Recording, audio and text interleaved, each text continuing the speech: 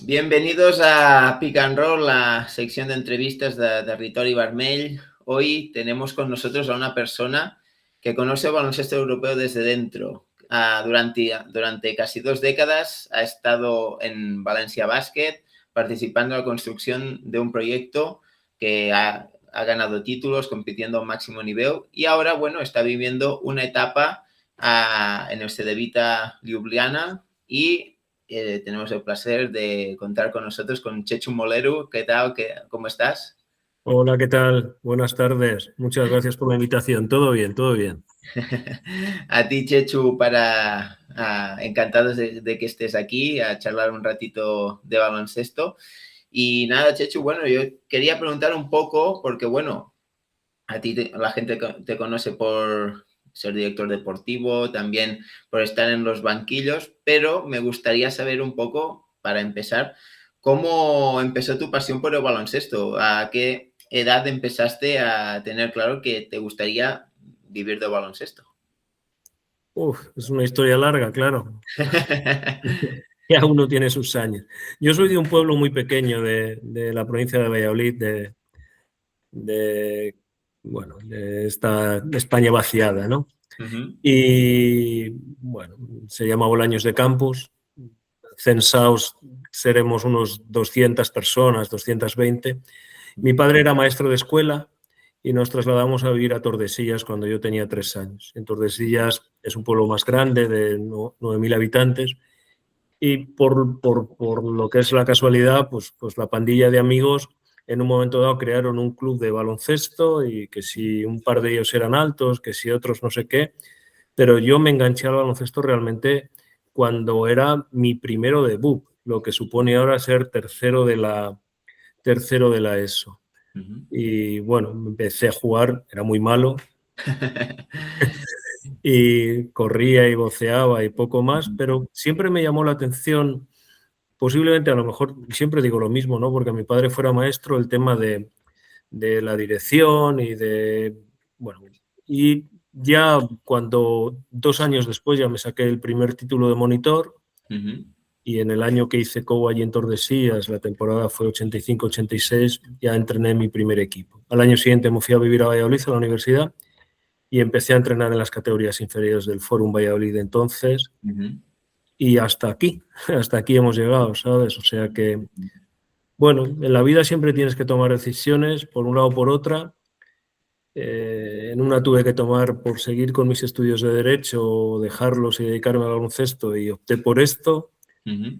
y no me puedo quejar. La verdad es que estoy contento y muy agradecido al baloncesto, desde luego. Ujú. Claro, durante toda esta etapa formativa deben haber pasado muchas personas que te han influido, ¿no? No sé si destacarías alguna especialmente que te ayudara a entender el juego en su momento. Sí, sí, yo he sido una persona muy afortunada porque en Valladolid es una ciudad de baloncesto, o sea que ahora en un momento dado el equipo esté en la segunda FEB, Ujú. pero allí la forma de vivir el baloncesto era, bueno, creo que a lo mejor en eso sí que se parece un poco a Manresa, ¿no? Ujú. O sea, muchos entrenadores, muy buenos entrenadores en baloncesto de base, muy buenos entrenadores en baloncesto senior, que se tomaban muy serio el trabajo.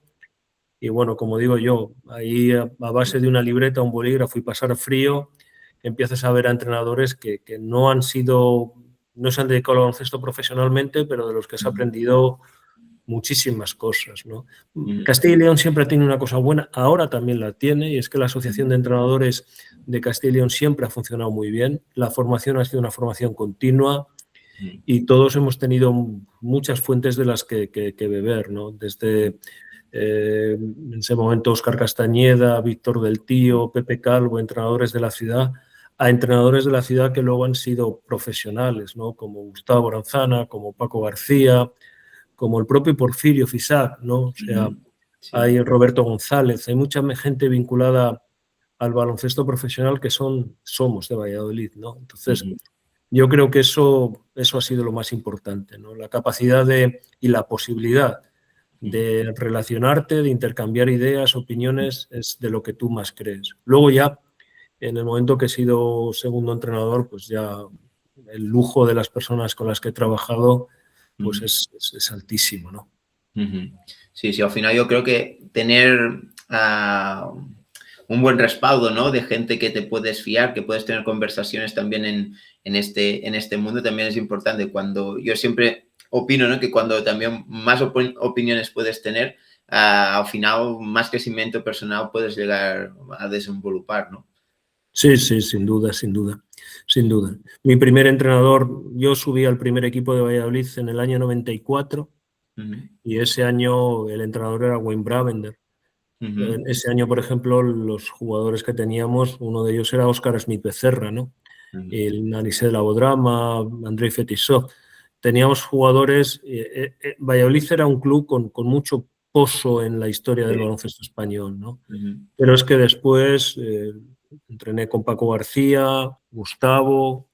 A partir de ahí entré en la federación y trabajé 3 años con el gran Ricard Casas. O sea que si tienes alguna... Bien de aquí Manresa, que es al final... Claro. Pero si tienes alguna, no sé cómo llamar, inquietud en torno al baloncesto, Ricard te la multiplicaba por 1000. O sea, solamente te pregunta una cosa y ahora tengo 1000 dudas más sobre lo que te pregunta. Un fenómeno. Una persona fantástica, maravillosa. También, bueno, al final, después también de estar muchos años entrenando, también de ayudante, hiciste un cambio, ¿no? Que fue un poco parecido, ¿no? También al caso como hemos visto aquí en Manresa como Xavi Pujol, ¿no? Que también estaba de asistente y pasó un poco a los despachos. Claro, no sé si fue difícil esta adaptación o lo tenías muy claro que querías estar en la gestión deportiva de los equipos. Es largo de contar.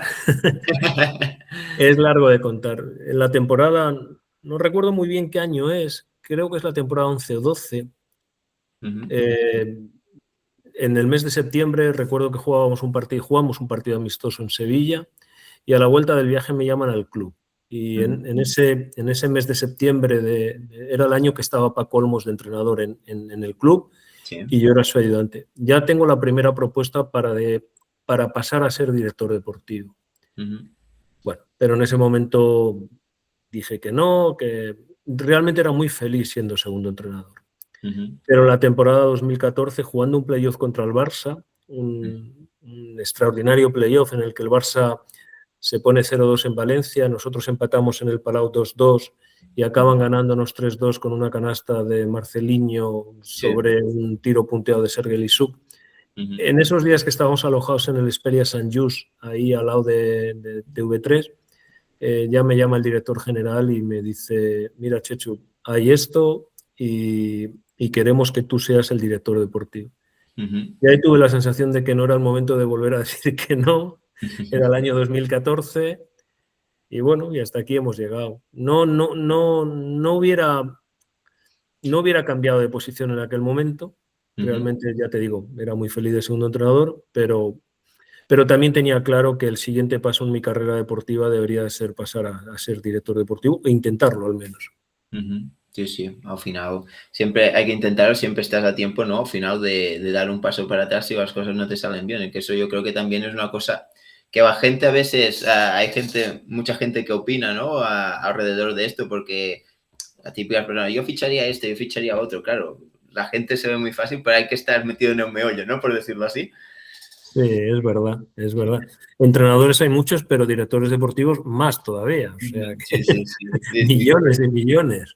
Todo el mundo ficha, pero bueno, porque tampoco nadie tiene el dinero, ¿no? O sea, que como no es suyo. Pero bien, estoy contento de lo que ha sido mi vida deportiva, de lo que está siendo.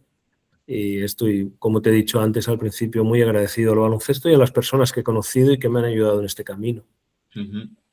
Claro, aquí también hay muchas cosas complicadas, ¿no? De ser director deportivo, pero me gustaría saber qué es un poco lo más difícil de construir una plantilla. No sé en qué te fijas más a la hora de fichar a algún jugador. Lo más importante es el entrenador. Evidentemente, una vez cuando fichas al entrenador, es básico que el entrenador comulgue con la filosofía del club. La filosofía del club también puede cambiar, con lo cual, bueno, todo es posible, pero después no puedes fichar un entrenador que no sea del agrado del entrenador. Yo siempre digo lo mismo, o sea, todos los jugadores, todos los jugadores que he fichado, el entrenador tiene que estar de acuerdo. Es más, el entrenador tiene derecho, entre comillas, o yo lo digo, a fichar a un jugador del que yo no esté convencido y que me convenza. Vale, solo tiene derecho a uno de ellos, ¿eh? Pero lo más importante es el entrenador, sin duda alguna. No puedes tener un jugador en tu equipo del que el entrenador no esté convencido o que no le guste. Esto acaba mal seguro. Sí, sí, yo creo que al final la comunicación también es importante, ¿no? Con las diferentes parcelas del club, porque al final, claro, al final es un trabajo de equipo, ¿no? Lo mismo jugar un partido, ¿no? Lo mismo ahora de trabajar unidos para un beneficio común. Sí, sí, sin duda, sin duda. Y bueno, también digo siempre una cosa, que es que hay dos entes que están pegados, pero que no son lo mismo, ¿no? El director deportivo es una figura que pertenece al club, el entrenador es una figura que pertenece al primer equipo. Y gestionar esta relación no es fácil, pero evidentemente siempre el primer equipo se supedita al interés del club. Así, con lo cual, bueno, pues realmente tienes ciertas tensiones con los entrenadores, pero hay que entenderlas por las dos partes, ¿eh? Sí, sí, correcto. También, claro, al final, en cualquier etapa deportiva, ¿no? También hay aciertos, hay errores. ¿Cuál crees que es el error más común que puede tener un director deportivo? Que a veces dices, ostras, esto no pasa solo a una persona, que lo ves en diferentes equipos.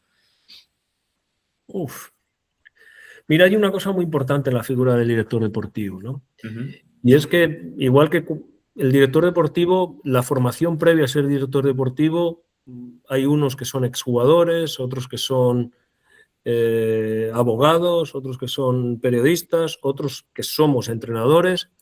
Yo creo que la perspectiva y el análisis de las decisiones en virtud de la formación previa que tú hayas tenido es distinta, ¿no? Para mí es muy importante que cuando yo soy entrenador, analizo, veo el baloncesto como entrenador que soy.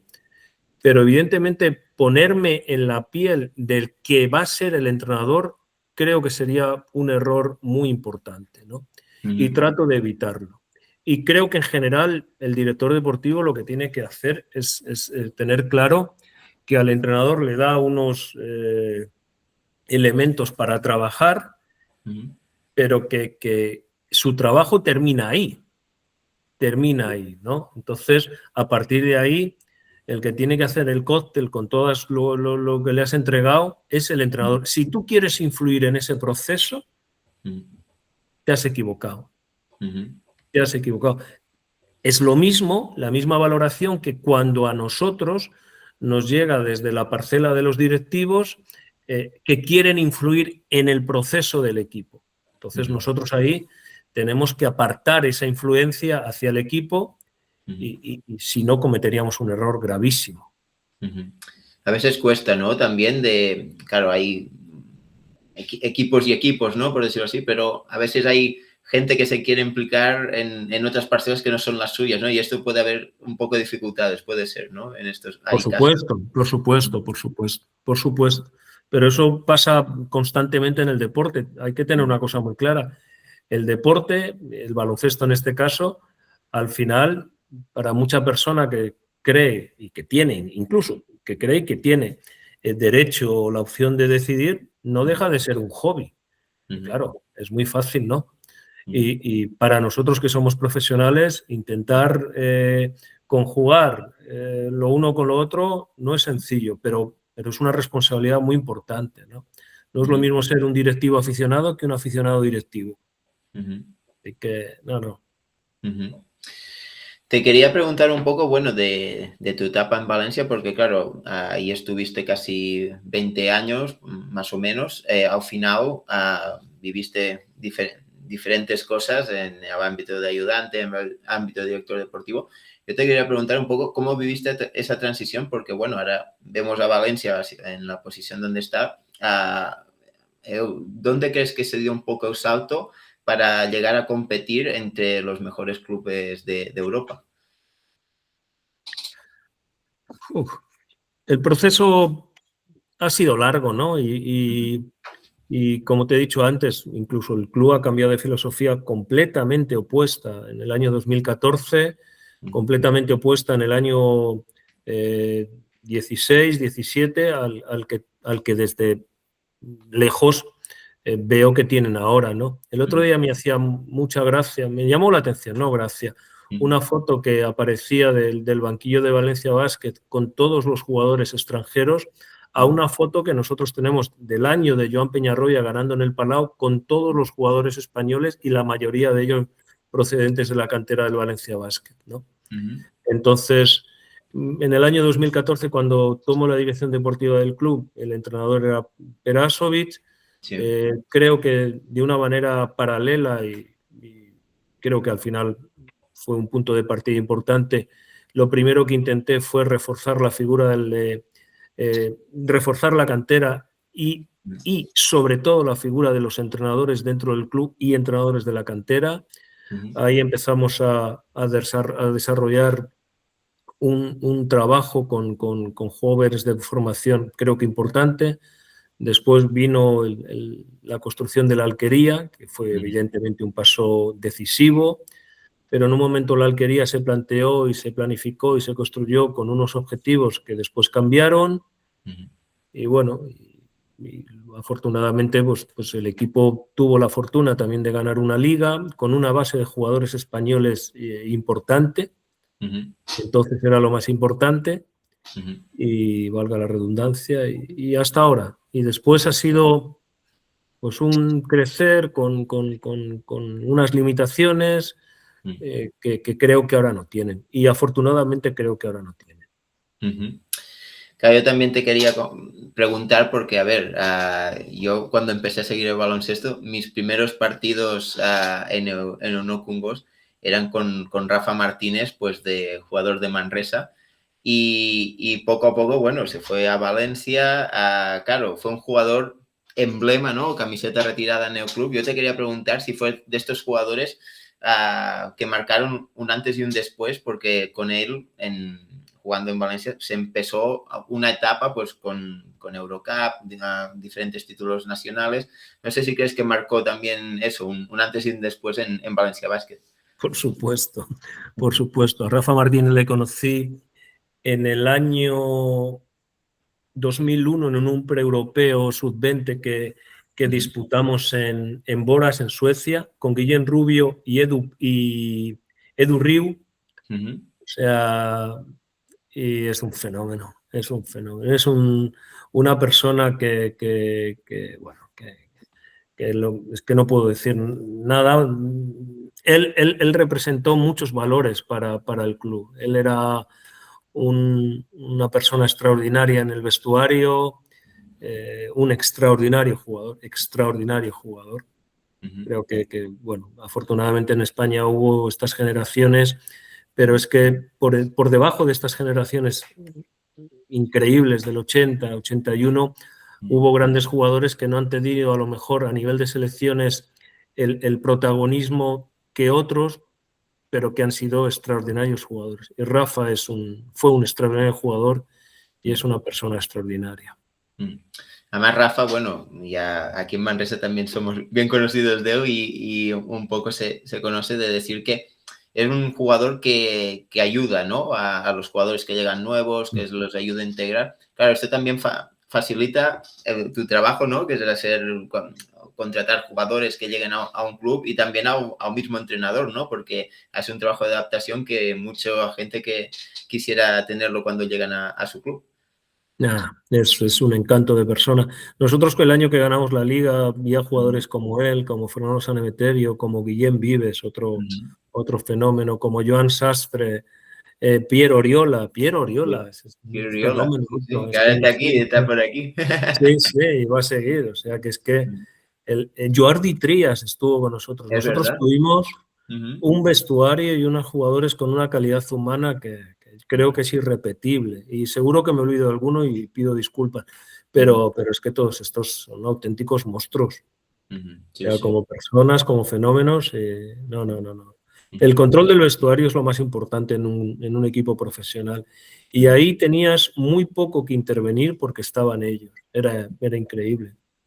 Sí, sí. Y No, no, dirigidos por Pedro el año que ganamos la liga, o sea que correcto. todavía más Sí, sí. fácil, más fácil.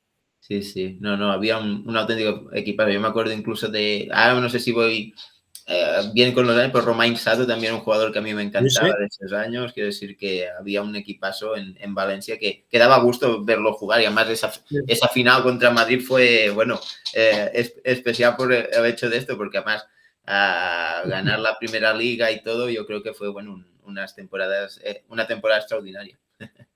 Sí, sí que lo fue. Aquel año tuvimos la desgracia de perder la final de Copa con el Madrid, precisamente, de perder la final de la Eurocup con el Unicaja, Unicaja. pero al final acabamos ganando la liga. Yo creo que Un no, buen no, no premio, lo mira, al olvidé. final, viendo esto.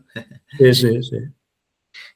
Te quería preguntar también un poco, bueno, Europa cada vez va cambiando más el baloncesto, cada vez hay nuevas normas, nuevos criterios de arbitraje. Un poco, ¿qué crees que es lo que más ha cambiado desde hace unos 10 años al respecto ahora? Yo creo que el baloncesto, afortunadamente, a nivel de lo que son las reglas y el juego, siempre ha evolucionado y ha evolucionado para bien. Creo que a mí el baloncesto europeo me gusta. Creo que la Euroliga tiene un nivel competitivo de una dimensión extraordinaria, con lo cual la gente que está tomando estas decisiones están acertando. No me cabe la menor duda que el baloncesto que jugamos ahora en Europa es mejor que el baloncesto que se disputaba hace 20 años. ¿No? Eso no me cabe la menor duda. Y seguirá evolucionando seguro también. No sé cuáles serán los siguientes pasos porque a nivel de lo que es el juego en sí, creo que se puede mejorar en pocos. Como no sea el hecho de hacer el campo más grande, eso sí que creo mucho en ello, creo que sería importante, creo que todo lo demás está bien. Ahora todos estamos viendo en Europa cuál va a ser la situación con el tema de los jugadores jóvenes, Sí. los coles, las universidades, y eso sí que es un hecho que a mí personalmente me preocupa, ¿no? Estoy en un país además en el que todos se van a ir para allá. Incluso jugadores del 2002, con 24 años, van a irse allí porque no puedes competir contra ellos de ninguna de las maneras. Claro, ahora con esto que dices también las diferentes ligas que aparecen, ¿no? Japón, bueno, todo esto. Claro, es más difícil construir un proyecto más estable en cuanto a jugadores que tengas. Dices, mira, me puedo quedar 6 de la temporada anterior y pueden competir. Claro, con tanta oferta, tanta demanda, es más complicado, ¿no?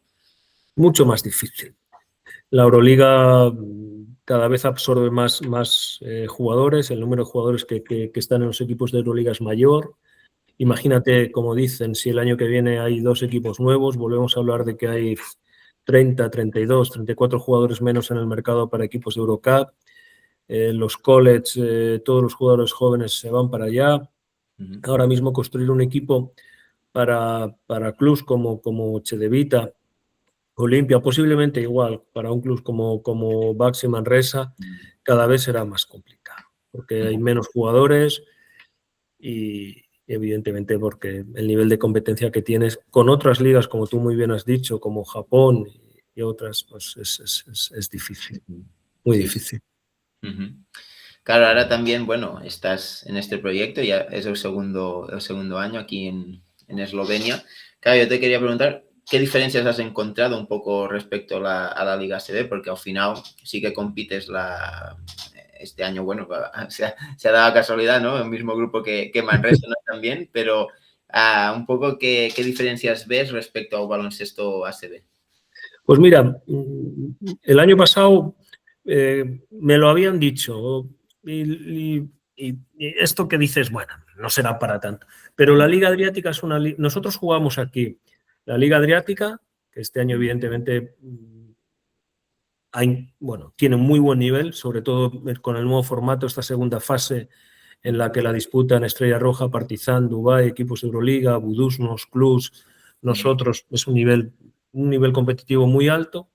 competimos en la Eurocup y luego también disputamos las competiciones eslovenas, ¿no? A la Liga Eslovena nos incorporamos directamente al playoff y nos incorporamos siempre con desventaja de campo.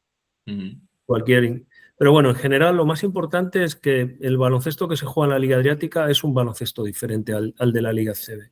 Este es un baloncesto más táctico, con más trampas, con más contactos. Siempre recuerdo lo mismo y fue el año pasado cuando nosotros empezamos la temporada pasada con el juego interior of Beide y Geben. Geben, vuestro jugador, con Devin Robinson, que estaba aquí también, ¿no? Pero acabamos jugando en el puesto de 5 con Danilo Tasic y Andrija Stipanovic, o sea, 35 36 años.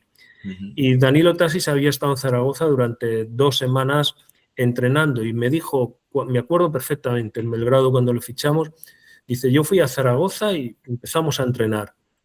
Y digo, uy, qué fácil se juega aquí. Dice, porque yo jugaba un bloqueo directo y mi continuación hasta debajo de la canasta era muy sencillita. Eso sí, yo podía recibir debajo de la canasta y después no era tan sencillo anotar porque me venía un físico impresionante, un jugador grandísimo, tal y cual, pero yo debajo de la canasta llegaba. Dice, aquí en la Liga Adriática, para llegar debajo de la canasta te tienes que pegar 3 codazos, 2 agarrones. Ese es el tipo de juego que hay aquí y es verdad que es así. Luego eso conlleva, es un baloncesto en ese sentido más táctico. Los jugadores están acostumbrados a que en la sesión de tiro de por la mañana, en el walkthrough que se realiza por los entrenadores te cambien 3 o 4 normas para el partido de por la tarde. Algo que en España sería impensable. No, aquí es habitual, es normal y todo el mundo lo asume. Eso es lo que más me llamó la atención de la diferencia, ¿no? El baloncesto es bueno, los equipos están muy bien entrenados, hay muy buenos entrenadores. Entonces, bueno, y por eso a lo mejor, por ejemplo, un equipo como Budusnos tiene un rendimiento tan desigual entre la Eurocup y lo que es la ABA Liga. ¿Sabes? Sí, sí. Claro, al final también es un poco el proyecto de cada club, ¿no? Por decirlo así. Y yo te que también entrando en esto, no sé, ¿cuál es tu objetivo de proyecto que quieres construir aquí en Ljubljana? Nuestro objetivo sería volver a reforzar el papel que tenía antes el club dentro del país. Eslovenia es un país pequeño, de menos de 2 millones de habitantes, Ljubljana no llega a 300.000. Hay mucha oferta deportiva, es un país donde hay mucho deporte, mucho deporte. Cuando la gente dice, no, es que Eslovenia es un país de baloncesto. Aquí, después de 2 años, el principal deporte es el esquí. Todo el mundo practica esquí, sigue el esquí. Lo de los saltos de esquí es una locura. El último fin de semana de marzo hay una competición en Planicha que van 30.000, 40.000 personas. Es una locura. Entonces, bueno, tenemos esta desafección que hay desde los aficionados hacia el equipo, porque el domingo viene Partizan. Pues habrá 5.000, 6.000 personas, pero el pabellón tiene 12.000 personas, ¿no? Sí. Entonces, recuperar esta afición, recuperar este sentimiento hacia el club es importante, sería importante. No es fácil, porque deportivamente en la Eurocup nuestro objetivo es llegar a la segunda fase. Obviamente no puedes competir contra Besiktas, contra Base Gesir, contra estos equipos. Y en la Liga Adriática nuestro objetivo es pasar a la segunda fase y luego intentar hacerlo lo mejor posible. Me gustaría poder jugar con más eslovenos en el equipo, pero con esto que estamos comentando de los colleges tampoco es sencillo. Pero bueno, por ahora creo que vamos en el buen camino y creo que los siguientes pasos nos van a costar, van a ser difíciles, pero creo que estamos preparados para darlos. Esperemos eso, que vaya muy bien y nada, a ver si el año que viene volvemos a coincidir también, ¿no? En Eurocup, que sería muy buena noticia. Claro, entrando, porque claro, al final también este es un canal donde hablamos de Manresa. Me gustaría saber tu opinión un poco de cómo ves a Manresa en los 2 enfrentamientos. En Ljubljana ganasteis a vosotros y aquí en Onocungos, si no recuerdo mal, creo que ganamos nosotros. Ya me hago un lío con tantos partidos que ya no, No, que nos ya no ganasteis bien ganados, además. Nos Ah, ganasteis bien sí. ganados. Yo te quería preguntar un poco cómo lo has visto esta temporada, equipo de Diego Campo. Pues, ¿cómo lo voy a ver? De una forma excelente. Tengo muy buena relación tanto con Diego como con Biel, o sea que me parece un temporadón en el que están compitiendo al máximo, que los jugadores están mejorando. Es que incluso los jugadores jóvenes, como jugaron contra nosotros en estos partidos, lo hicieron de un nivel extraordinario. Y lo único que, vamos, es una temporada sobresaliente. Estoy convencido, vamos, que es una temporada sobresaliente. Pero vamos, la nota que la pongan ellos Sí, sí, sí, es sí. a los que les corresponde. Pero yo desde la distancia y como un aficionado más de Manresa, me parece que es una gran temporada. A ver qué tal les va este domingo con la Peña. Sí, a ver, esperemos a ver si podemos sumar una victoria, que ellos también están, a ver, un poco más centrados también en Champions y todo esto, a ver si Sí. suena. Muy bien. Para ir terminando, Chechu, me gustaría preguntarte un poco más, una pregunta un poco más reflexiva, ¿no? Por decirlo así, pero si ahora volviésemos 20 años atrás, ¿qué consejo te darías a ti mismo? Uf. Este es de pensar. Una buena pregunta. Uh-huh. Es una buena pregunta. No me iría 20 años atrás. Yo creo que mi faceta como segundo entrenador fue correcta, no tengo nada que achacarme. Creo que en el momento que cuando pasé a ser director deportivo, tengo que vivir los partidos con más tranquilidad, ¿no? Creo que la tensión, la presión con las que he vivido no era bueno para mí ni para nadie. Y eso es una cosa que me achaco y no me gusta, ¿no? Creo que eso lo hubiera cambiado. Pues si volviera ahora al 2014, hubiera cambiado algunas cosas. De antes de la faceta de segundo entrenador, no tengo nada que cambiar, ¿no? A lo mejor las personas que han trabajado conmigo sí, pero no. Pero mi faceta como director deportivo, de hecho creo que hay un cambio ahora respecto a las épocas anteriores, ¿no? Bueno, también es positivo, ¿no? Ir Sí. cambiando, innovando. Yo creo que al final un poco pasa a todos, incluso a mí, que al final nos tenemos también de ir reinventando también un poco con los tiempos, que es eso que dices, las cosas cambian, pues nosotros también a veces hay que hacer cambios. Nada, Chechu, para terminar, la última ya, es una pregunta que hago todo el mundo. Un poco, bueno, espero que hayas estado muy cómodo aquí y me gustaría que dijeses a una persona que pondrías un poco el reto, ¿no? De pasarse por aquí al canal y hacer una entrevista, pues así como tú. Da igual si es el nivel alto, como si quieres decir LeBron James, por decirlo así, pero intentaremos acceder para cumplir este reto. A Ivonne Navarro. Mira, Neven Spyham dijo mismo, ¿ves? Ahí Ayer hablé con Neven. Tengo muy buena relación con Neven. Bueno, en los tres coincidimos. No coincidí con Neven. Con Neven coincidí con Pérez Romero en Valencia. Pero con Ivonne somos muy, muy, muy amigos porque coincidimos 2 años en Valencia. Y mira, Ivonne Navarro será perfecto. Le tendremos de meterle un poco más de chicha a Ivonne, que ya si ya van 2, ya tiene que empezar a venir.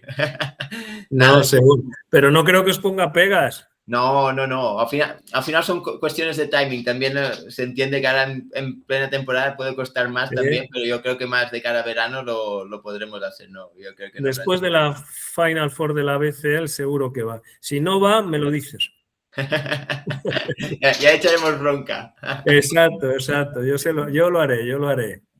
Nada, Chechu, un placer haberte tenido por aquí. Nada, despedimos por aquí el programa y nada, un placer tenerte. A ver si coincidimos, pues no, si te vienes por aquí Manresa, ya sé con Neose de Vita o como, bueno, mero aficionado a ver algún partido, pues bueno, nos saludamos por aquí. Seguro que sí. Muchísimas gracias, he estado muy a gusto y nada, a vosotros os espero en Ljubljana también.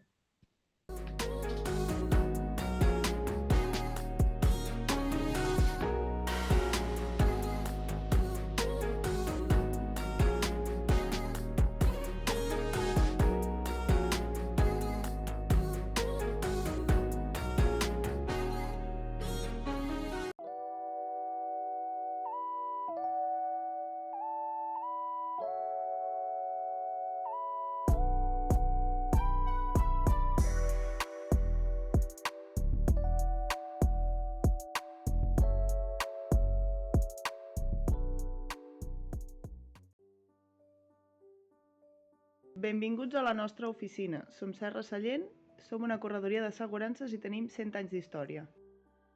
Busquem la millor opció i t'ajudem a decidir. Vine a conèixer-nos.